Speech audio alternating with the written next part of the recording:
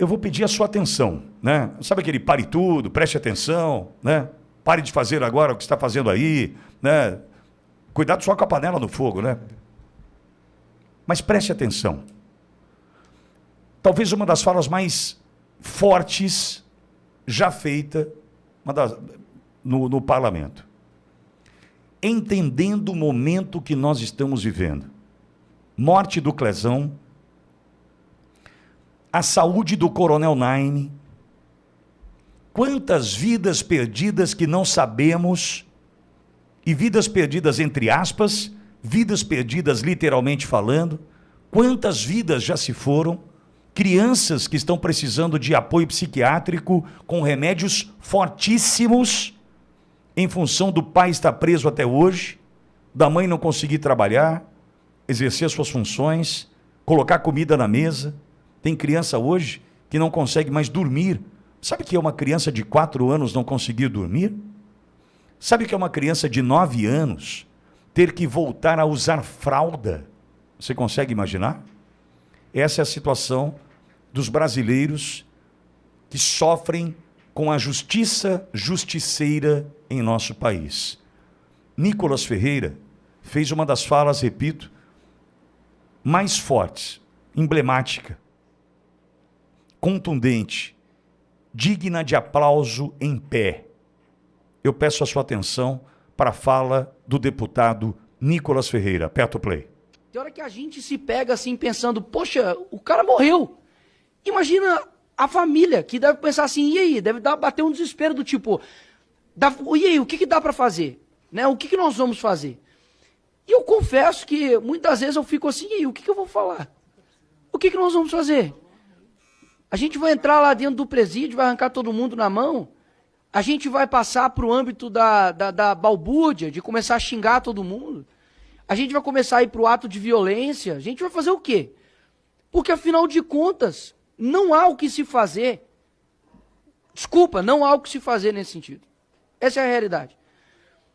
Porque você olha para o que está acontecendo hoje no nosso país, não é que nós precisamos mais de leis.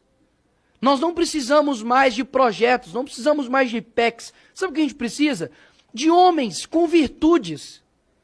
Precisamos de homens de coragens. Quantos mais ditadores, né, como diz Winston Churchill, nós vamos ter que apaziguar? Quantos mais presidentes de casas nós vamos ter que dialogar e conversar para eles tomarem não a decisão que nós desejamos, mas a decisão correta a horas? Quantas horas, senador Girão, o senhor já gastou conversando com pessoas que talvez o senhor não gostaria de conversar? Quantas horas nós já gastamos com rodas e rodas de conversas, reuniões? Olha, por gentileza, tem uma mãe chorando, tem uma filha chorando, sabe? Uma morte de uma pessoa aconteceu. Quantas mais pessoas a gente vai ter que conversar? O que mais vai ter? Não tem mais nada, não tem mais nada, pessoal, não tem mais nada. Então não é que a gente precisa, doutor Sebastião, fazer algo além, não tem mais nada o que ser feito.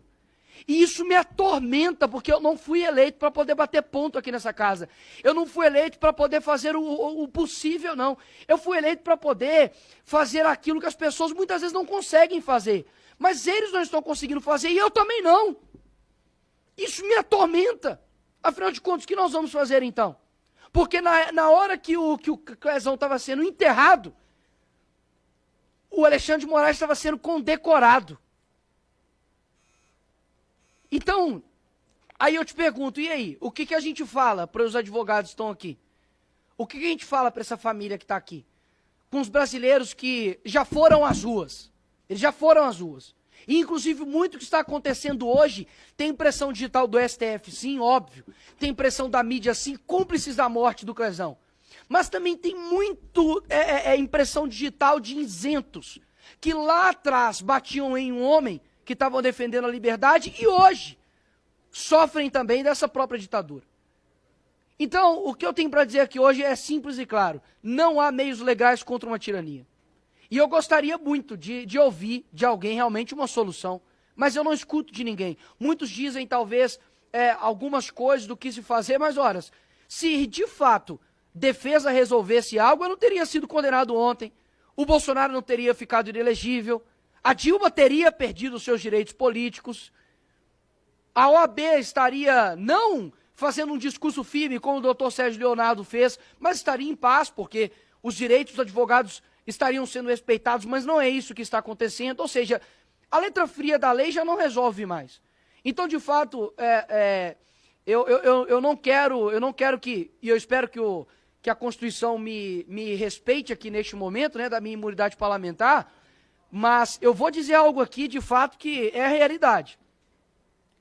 Para mudar o Brasil da forma como está, lhe confesso, algumas maçãs podres não podem existir no nosso meio. Se acontecer de algum dia alguém retornar aqui no nosso país, na presidência, ou a gente faz aquilo que nós aprendemos, de que o Olavo disse, olha, ou você coloca a esquerda na cadeia pelos crimes que eles cometeram, ou eles irão nos colocar na cadeia pelos crimes que nós não cometemos. E exatamente é isso que está acontecendo. Ou seja, ou quem chegar lá na presidência do Brasil, eu não quero saber, e eu confesso aqui, o senador Magno Malta, eu não quero saber de presidente de direita prometendo X, Y e tal. Eu quero um presidente que realmente faça justiça nesse país e que não somente persiga por perseguir. Mas eu quero um presidente que tenha coragem de fazer aquilo que o Lula está fazendo, de que o Dino está fazendo, de que esses canalhas de ministro do STF, como Alexandre de Moraes está fazendo, que é perseguir pessoas de bem. E nós não iremos perseguir pessoas de bem, não, porque se algum dia algum homem, de fato, de coragem, mais uma vez chegar lá na presidência da República, que coloque essas pessoas assim na cadeia. Porque quando você não combate o mal, você está cooperando com ele. Chega de diálogo com quem é negligente com morte de pessoas de bem. O Crezão estava trabalhando, foi para uma manifestação e foi morto por negligência de um ministro. Não tem diálogo com essas pessoas. Não estou pedindo para poder matar opositores. Estou pedindo para poder fazer justiça com quem está fazendo injustiça. Porque justiça fora de tempo é injustiça. E é exatamente isso que aconteceu com a família do Crezão. Então, o que está faltando aqui nesse país não é mais aplicação de lei. O que está faltando nesse país aqui não é mais leis e nem mais PECs e nem mais nada. É homens de coragem. E pode ter certeza que a população brasileira está cansada de gente que fala e não cumpre. Enquanto nós temos, por exemplo, o Bukele, lá no El Salvador, e é lógico, devido às proporções, Salvador é desse tamanho aqui, mas em poucos anos ele mudou a história de El Salvador. Colocou homicídio a quase zero. Enfrentou a organização criminosa, fez a maior prisão de segurança máxima da América Latina. Muitas vezes nós olhamos para o Brasil e vemos que nós não temos condições de fazer nada. Porque a criminalidade tomou conta, porque os juízes são isso e aquilo. Deixa eu te falar, dá uma olhadinha para a Ucrânia e vê o que aconteceu. Yanukovych, estava lá um ditador ferrenho. A população lá ficou quase que 60 ou 70 dias na rua, tomando tiro da polícia de Yanukovych. Tomando tiro. Os jovens de lá, pessoas da minha idade, menos do que eu, 16, 17 anos, estavam lutando contra a tirania, porque sabiam o que era enfrentar as dores de fato de um ditador. E eles conseguiram enfrentar isso e venceram. O que falta hoje no Brasil é dizer o seguinte, de que nós iremos vencer isso. Mas não tem como vencer uma antidemocracia com meios democráticos, porque tudo que nós fizermos será considerado antidemocrático. A gente, há pouco tempo, estava indo para a rua para poder trabalhar e fomos chamados de genocidas. Vocês estão esperando que nós vamos ser chamados de quê, senador Magno Malta? Que nós vamos ser chamados de democráticos? Vamos conversar com um e vamos conversar com o outro? E as pessoas que nunca respeitaram a Constituição agora vão passar a respeitar? Eu confesso que a minha fala pode parecer um pouco tirânica, pode parecer um pouco ditatorial, mas ditadura por ditadura eu prefiro a minha. Obrigado. Cláudio Cofani aqui conosco. Cláudio, a fala mais firme que já ouvi no parlamento. Nada igual até agora, mas nada tão cristalino quanto o pensamento do Nicolas e a sua fala nessa comissão que recebia ontem Thiago Pavinato, Sebastião Coelho, para tratar da morte de Crezão como ela deve ser tratada e das vidas que estão aí prontas para serem perdidas diante do que está sendo feito pela justiça no Brasil. E quando eu repito vidas perdidas, Cláudio, eu não estou tratando daqueles que, por problemas de saúde, em consequência das prisões arbitrárias, podem morrer. Não é só esse, não são só estes. Eu estou falando daqueles, por exemplo, eu cito o pai de um amigo que ficou 100 dias preso. foi solto porque nada foi encontrado contra ele 100 dias depois e uma semana depois da sua soltura, de tornozeleira eletrônica. Mesmo sem nada contra ele, o pai falece por conta de uma profunda depressão. E essa vida contou-se? Contabilizou-se ou não? E o esposo daquela senhora que está sendo despejada da sua casa, que era o provedor da casa, e também morreu em função de uma depressão profunda, agravando o seu quadro de saúde, contabilizou essa morte ou não?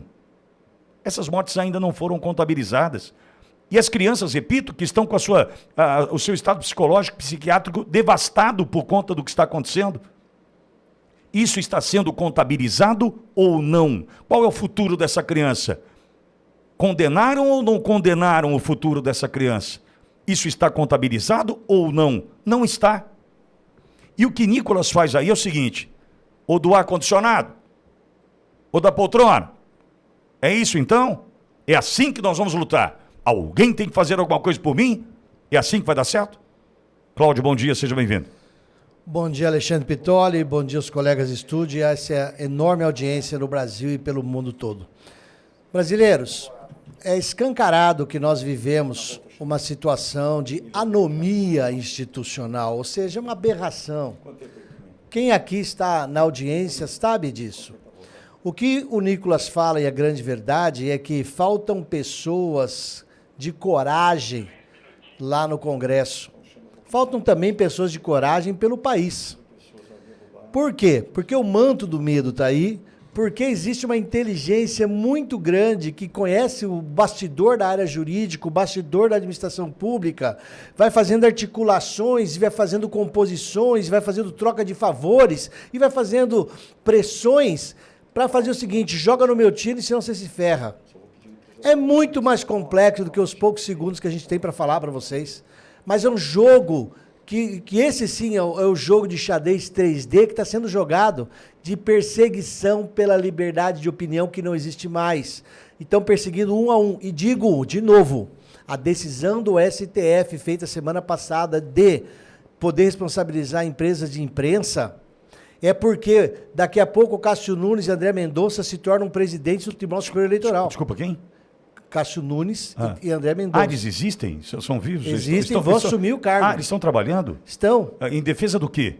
Primeira coisa é não estão trabalhando no voto que os outros 9 querem. Mas não tem uma fala precisa, não tem uma fala contundente. Mas voto é voto, começa por aí. Mas, para mim, então, 2 de paus. Tudo bem que é 2 de paus, só que não é o porta-voz deles. Fachin, Barroso e o Moraes falam a mesmíssima nota. Cantam no mesmíssimo harmonia. Os outros 2 não.